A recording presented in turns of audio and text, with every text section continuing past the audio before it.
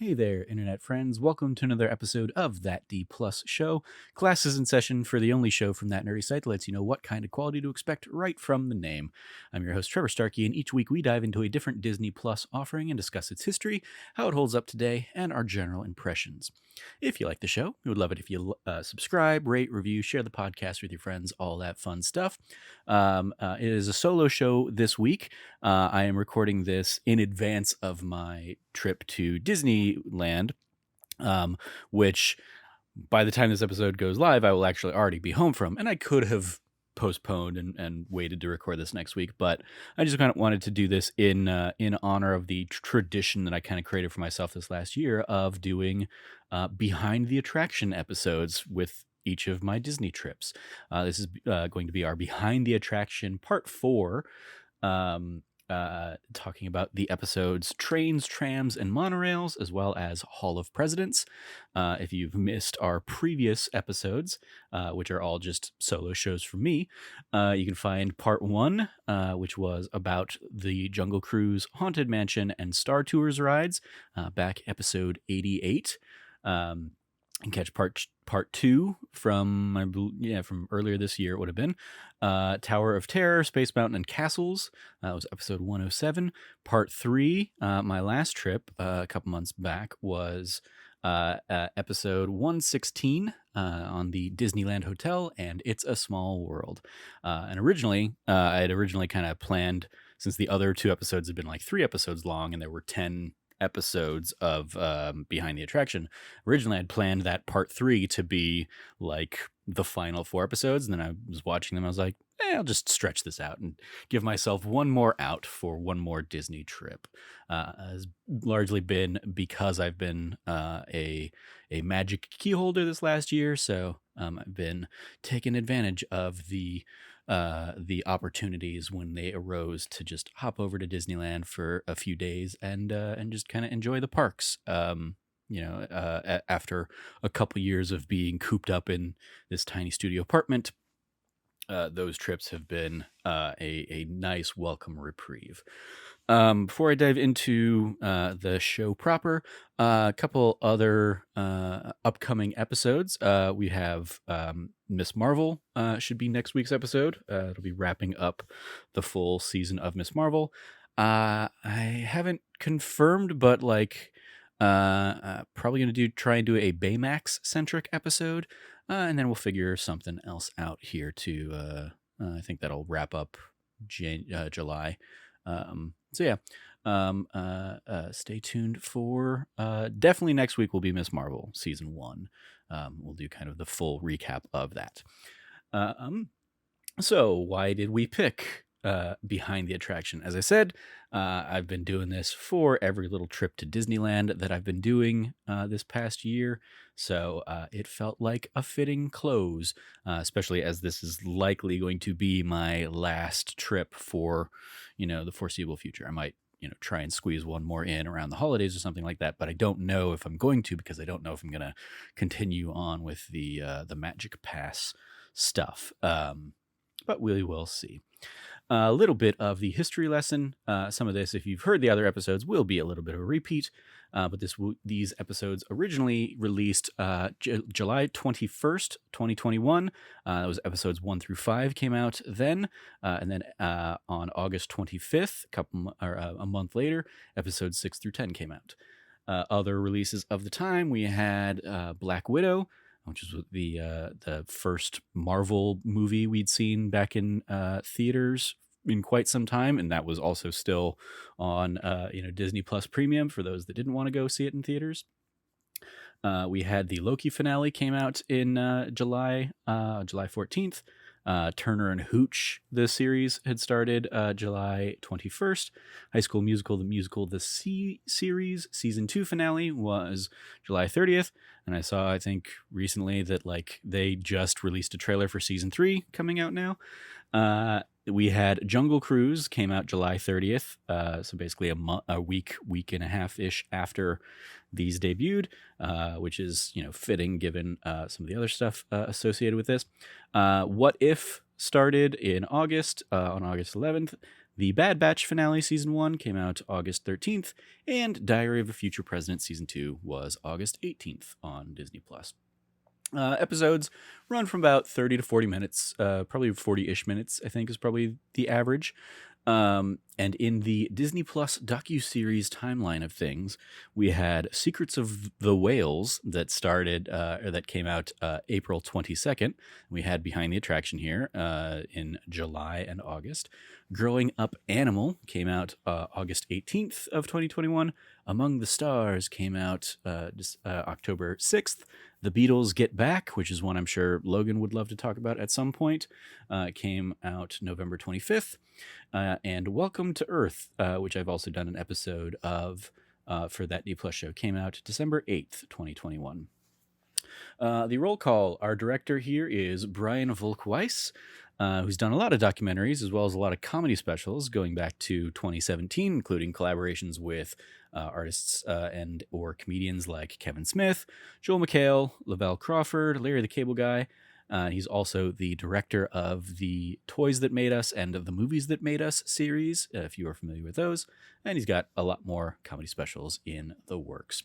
No writer in this as a documentary, even though there very clearly is a writer, given the amount of input that our central narrator has. But I did want to highlight, which I don't think I've highlighted, or I probably highlighted this in the first episode, but haven't really circled back to that.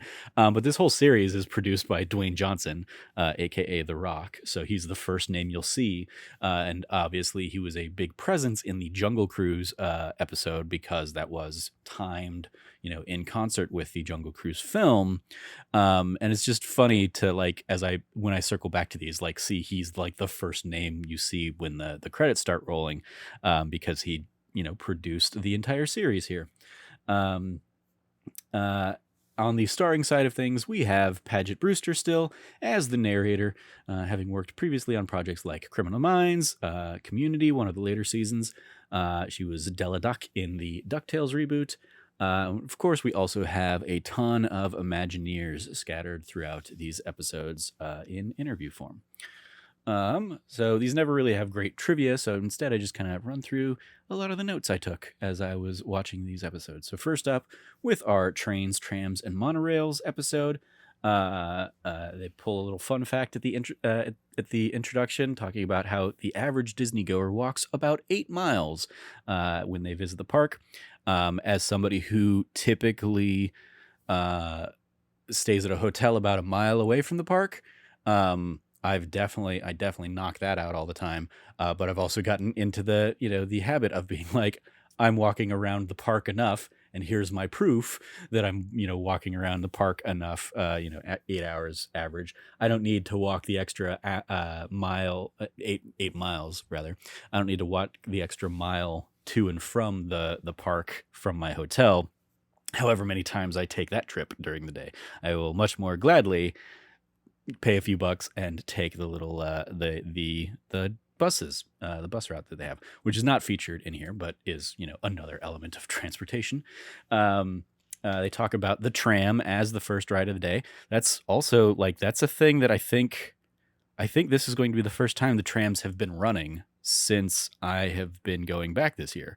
I think those only recently just came back to the parks. I don't think they were operational, obviously, during COVID, but even coming out of the COVID, they've been very slow to put people in that close proximity again. So, this is probably going to be the first time that I will, be around and see the trams running in downtown Disney.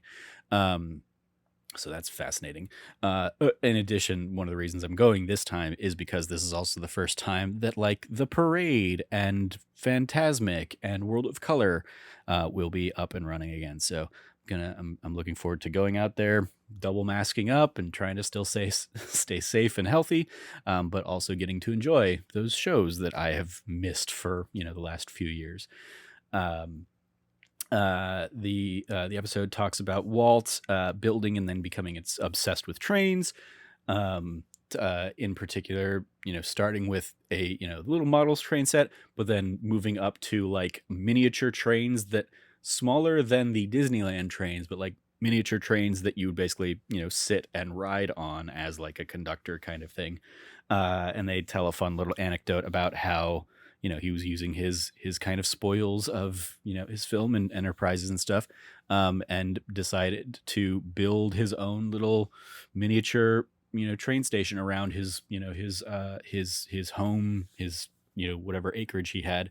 And they talk about the idea of him building a tunnel to go through and have the track through, but it's not going to be a straight tunnel where you can see the light at the end of the tunnel. He wants it to be a curved tunnel through a little mountainous part of his property.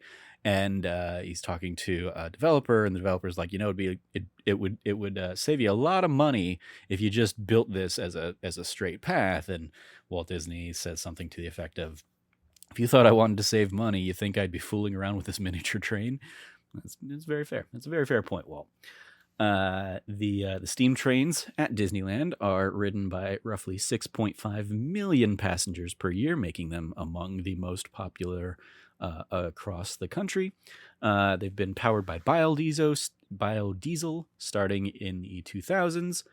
And that was the trains section. Then we get into the monorails section, where Walt was originally inspired by monorails that he just happened to see in Germany. He brought back the idea and said, how do we make them look good? Because the ones in Germany looked like, big. They were very utilitarian in design, I'm sure. So he brings the idea to Bob Gurr, who is an Imagineer who's been featured in multiple things. I certainly remember him the most from the Imagineering story, but he prior to this had worked on Autopia.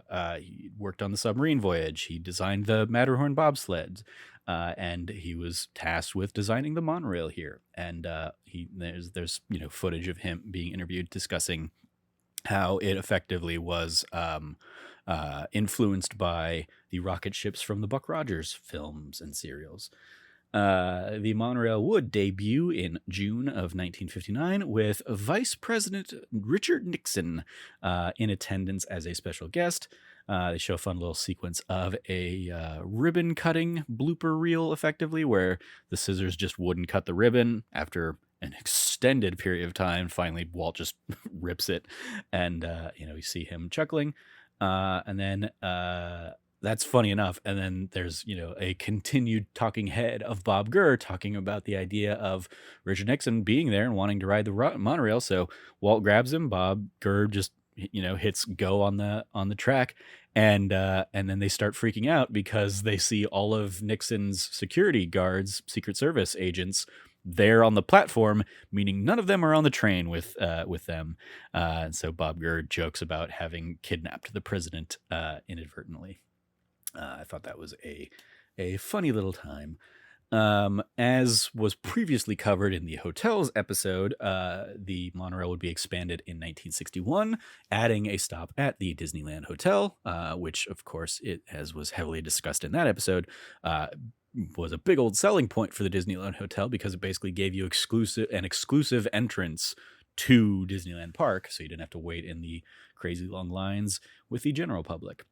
Then there was a weird Ray Bradbury cameo, novelist, science fiction novelist Ray Bradbury, being interviewed at some point in time because Walt Disney tried to get the city and county of Los Angeles to take up monorails as a potential form of mass transit. And Ray Bradbury just has a soundbite of like, and foolishly they didn't take him up on his idea or whatever. And it's like, that's weird that Ray Bradbury's in this thing, but okay, sure. And we dive into the People Mover. Get a little bit of kind of the backstory of that, where effectively the ride mechanics were originated in the 1964-65 World's Fair with the like Ford Mustang kind of ride, where basically like rather than people driving the cars were on a People Mover system effectively and taken through the pavilion and their attraction. And that technology, that ride technology, would end up getting used in a ton of things, in the park to this day, but most directly stuff like the People Mover, but also stuff like Journey Through Inner Space and Probably most famously these days, stuff like the Haunted Mansion. The Doom buggies are basically an evolution of the People Mover, like just kind of ride track system. So then we dive into the monorail as it was in Walt Disney World, with a retelling of a apparently iconic John Hench story of wanting to ride in the nose of the monorail at Disney World that very first day with the very first riders, and they would end up being a family from Akron, Ohio.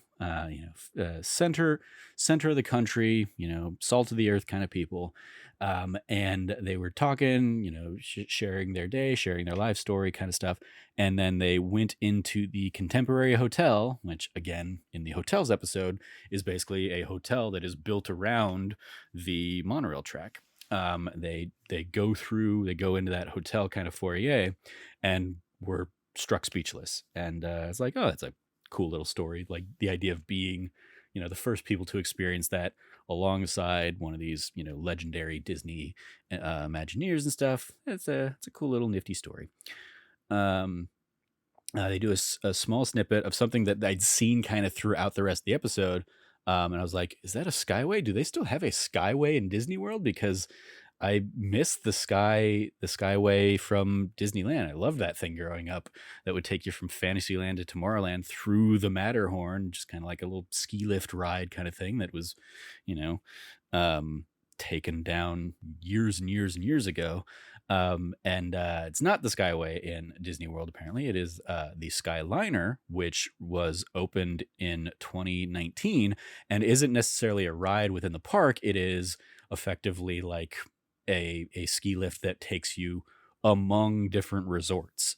So it's more like extra park transportation, but you're doing it above the populace and stuff like that. So I was like, that's a neat thing, and one of those things that if I ever make it out to Disney World, I will be excited to explore. The A lot of the episode is talking about just the idea of transporting as many people around as you do at a Disneyland or a Disney World, and in Disney World in particular, because it's such a wider space, they talk about it being basically a necessity that you need all these forms of different transportation to get people around. And they liken the infrastructure of Disney World to being comparable to a city the size of Atlanta, which I remember seeing a lot of and thinking that a little bit in the Imagineering story. Just the idea of like Disney World is basically like a city, if not multiple cities. Then they kind of close out the episode with a couple little anecdotes, one of which is a Disney specific one. Obviously, he would pass before Walt Disney World would be open, so he didn't get to see a lot of those experiences. So they kind of like rewind the clock a little bit and talk about the idea that Walt Disney would show up early to the park on Saturdays in order to drive the fire truck around and just kind of like take immense joy from the civilian pedestrian kind of lifestyle that he would sometimes admire among one of his other brothers or his cousin or something like that, one of his other relatives, who lived life as a milkman or something like that. The story is kind of intercut with him talking in an interview about that Disney being the smart Disney, the Disney who gets to drive his own truck and has a trailer and just kind of gets to like enjoy the day to day, doesn't have to worry about big board meetings and all the all the things that Walt Disney had to, of course, endure. But I think really the most beautiful element is one of the Imagineers talking about the Pacific Rail car, basically the trolley line in Disney's California Adventure, and talking about this wheelchair riding child who was so excited, and the Pacific the trolley is ADA accessible, and the kid who's probably been in this wheelchair his entire life, the like sheer joy and excitement to be driving the trolley and blowing the whistle as his mom looks on with tears in her eyes and stuff. The Imagineer kind of telling the story talks about that being like probably his proudest day as an Imagineer, getting to see that kid, enjoy that and the magic in that kid's eyes. And I was like, that's a good. They did a good job on that, that closing beat of the episode. So shout out to that. And then the final episode here, Hall of Presidents, which is the one I've like. Obviously, I've never been to the Hall of Presidents because I've never been to Disney World. But even the great moments with Mr. Lincoln, I don't think I've ever really done at Disneyland. Like, I walk by it, but it is like walking through Main Street USA is heading to the rest of the park and going in the rides and stuff like that. I walk by that area of the park, and there have been a couple times in recent years with like friends where we've gone into the Opera House, but we've not actually sat in and watched the great moments with Mr. Lincoln, but we've gone in there and looked at like the big, early sketches and drawings of Disneyland and kind of the history elements of it, seeing, Steve Martin talk about his time there and in, his earlier days and stuff like that. Like, but I've never actually sat in and seen the Mr. Lincoln animatronic stuff that is heavily featured in this episode. So maybe I'll try and do that this week while I'm there. I guess I will have to report back.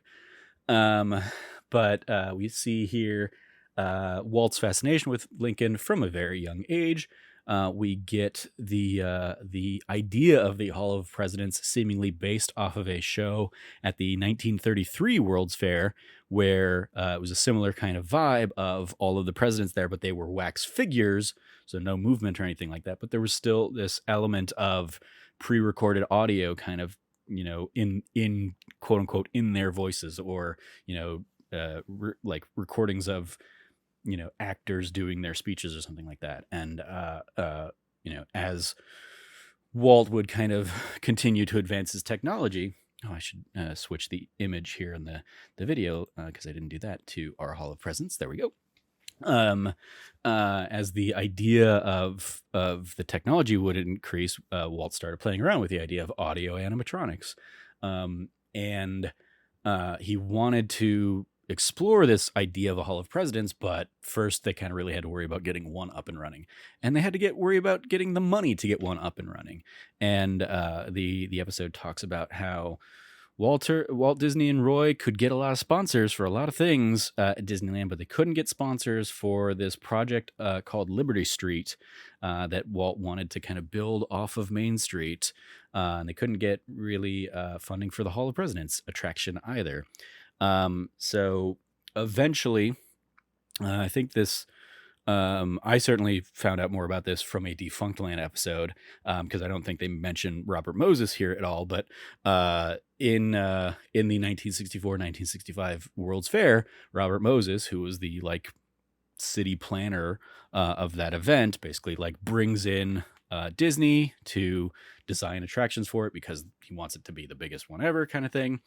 And he effectively...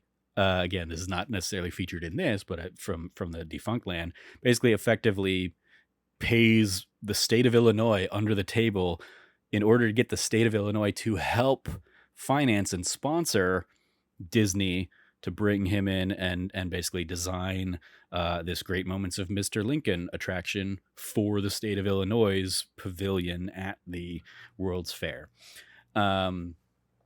Once again, Bob Gurr makes an appearance as the person kind of making these things happen, helping get Mr. Lincoln up and running. But in time for the opening of the World's Fair, Mr. Lincoln was not show ready yet. Apparently another attraction, this was news to me. I had not heard this in the Defunctland thing, but another attraction at the fair was apparently creating some sort of feedback that was impacting Lincoln's programming. They tell this story of like Lincoln would get up and he'd go through his motions, but every now and then he'd like smash his chair. He'd kind of like freak out a little bit and smash the chair. They'd bring in a new chair and he'd be fine for a few days and then just smash his chair again. They couldn't figure out what was going on. Talk about the idea that it took 3 weeks until they realized or could kind of like figure out that it was coinciding with some other attraction down the way, turning their, signal on at the same time or something. And like that's especially for that time, being able to like make that kind of connection when all of this technology is new, is pretty impressive.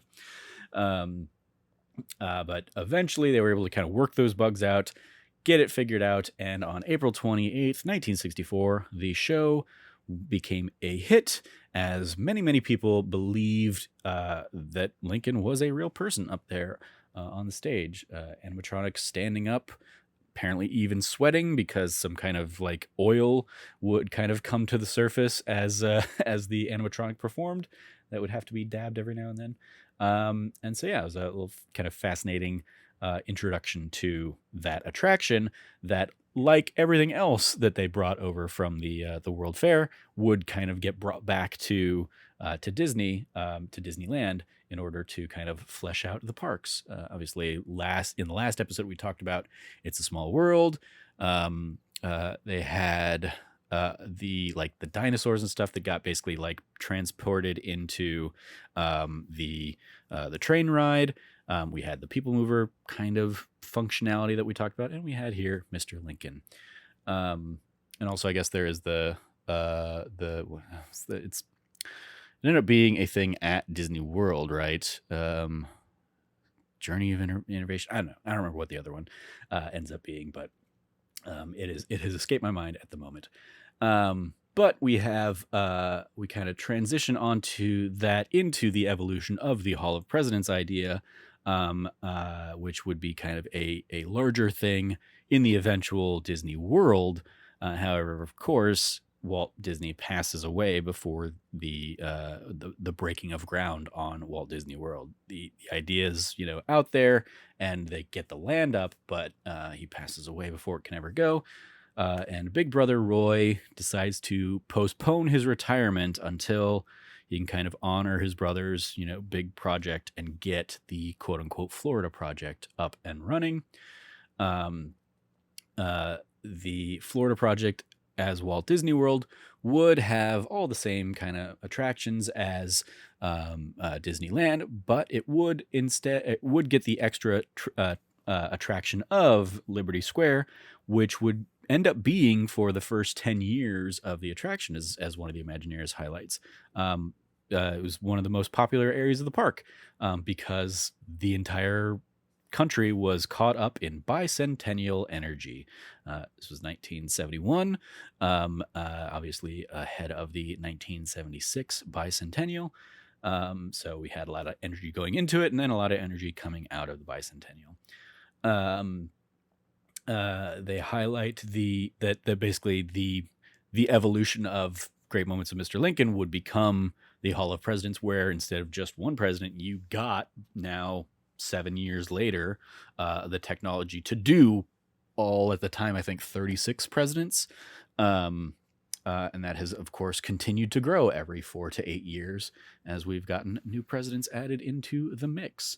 They show a couple of clips of how the technology has evolved from, it being actors performing the animatronics to nowadays the actual presidents performing their animatronics. I don't think they got Trump to do it, but they do get they show footage of George W. Bush and Barack Obama doing their kind of speeches, being recorded so that the mannerisms and everything could kind of be incorporated into their performances. And I'm pretty sure you can now see already Joe Biden down there in Disney World.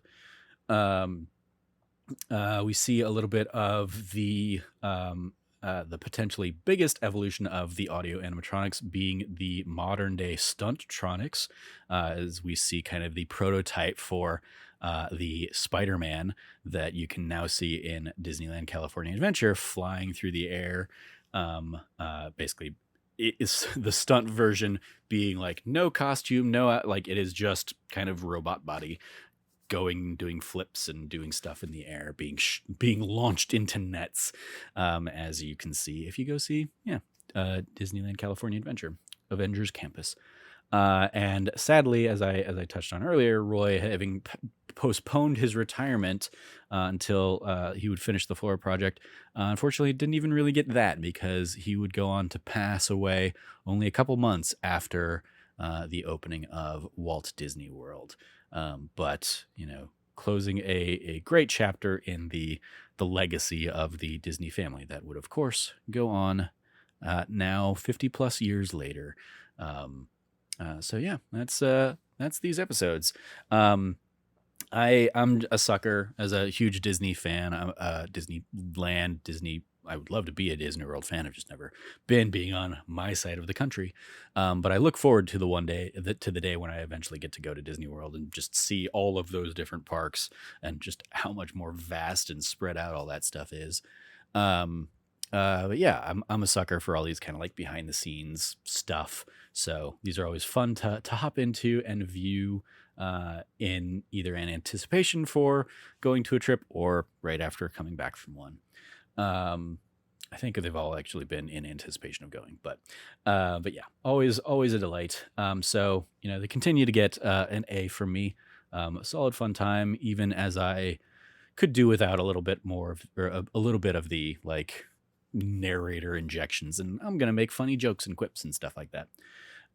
Extra credit, other suggestions if you like this one. You have the Imagineering story out there, Disney Insider, Magic of Disney's Animal Kingdom, One Day at Disney, One Day at Disney Shorts, Disney's Fairy Tale Weddings Special, Disney Parks Sunrise Series, Decorating Disney Holiday Magic, and as I did last time, special shout out to the Defunct Land YouTube series, which has a ton of great kind of like historical looks and deep dives into defunct attractions from Disneyland, Disney World, as well as the non-Disney space. Other extracurriculars. What else am I watching on Disney Plus? I talked about this a little bit in last week's episode on Doctor Strange, but I also have watched the last episodes of the Baymax miniseries since recording that one. The little Baymax episodes, little 10-12 minute animated shorts, 6 episodes in total. Basically the 5 episodes are each like centering around a specific character, and then kind of everybody teams up together in the 6th episode. And yeah, it was just a fun little cute thing with a lot of cool inclusiveness in it, as I touched on with Cameron in last week's episode. Really definitely recommend checking it out. Probably enough so that we're going to I hope highlight it in a proper episode here in a couple weeks time. So yeah, stay tuned for that. That's going to do it for this week's episode of That D Plus Show. Thank you for joining me to hear me talk about Behind the Attraction for the potentially final time. Don't imagine they're going to come back and do a season 2, but maybe they will. As I'm recording this, I believe just earlier today, they announced the I want to say it's Tiana's Bayou Adventure, basically the remake of Splash Mountain that they're working on, that they announced will be debuting in late 2024 at Disney World and Disneyland as basically the makeover for Splash Mountain. So that's definitely another one I'm going to have to go catch this weekend as one of the last times I'm probably going to get to go on Splash Mountain in this incarnation. But also fuck Song of the South and all the racist intonations of that. So I'm very happy to see Princess and the Frog get the treatment that it's going to get. Is it The Princess and the Frog? No, I feel bad because admittedly that is one of the movies I have not seen as much as I would like. But going to be good to see Tiana get the ride treatment. So yeah, that is going to do it. Yeah, The Princess and the Frog. There we go. I got it right. You can follow me at Trevor J. Starkey on Twitter and or Instagram if you want to see if you like. I'm sure when this goes out, I will again already be back from Disneyland, but I'm sure I will have posted various pictures and stuff from my trip. So feel free to go check out those things, or go check out the Disney themed Let's Plays that I did on the channel for this week. I did a Lego Indiana Jones adventures, as well as the the Epic Mickey 2 game. So go check out those things on youtube.com/thatnerdysite. You can follow all of us over at That Nerdy Site or go to thatnerdysite.com for all the latest from us. Once again, if you liked what you heard, please, we would love it if you like, rate, review, subscribe, share the podcast with your friends, all that fun stuff. Thank you for joining me. As always, stay nerdy, be good to each other, and class dismissed.